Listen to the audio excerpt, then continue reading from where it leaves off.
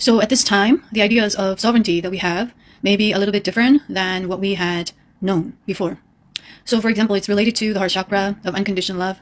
So we think of this idea of sovereignty as more of being free, independent, and it goes way deeper than that, is what I'm going to share at this time. That it has to do with the energy of codependency that humanity has been living on in the age of survival. So for example, you are in a partnership or a marriage or some sort of relationship, for example. It could be like a boyfriend, girlfriend, wife, husband, and having children, having a family.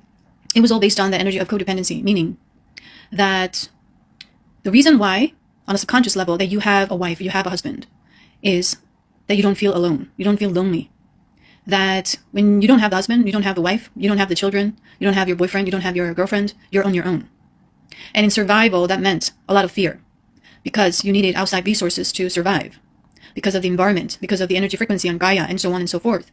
So we created this energy of codependency, and the energy of codependency is not something to be penalized at this time or negated or undermined or seeing it as more of a faulty, however it is, but to really understand where it's rooted from, where it came from, and how it served us in the age of survival. And it was kind of necessary for us to experiment. That's why we are here on Earth, to experiment, to experience, to integrate those experiences, right, as lessons, so we can grow, elevate, however you resonate with these terms.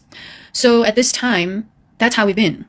And it also ties to the material things or the things outside or anything outside of ourselves that made us forget that we are not alone. We are not lonely. You see what I mean? So so-called rich forget themselves in racing cars, collecting cars, shopping, money, sex, whatever, right? So that's just an example. So we do these things to forget who we are.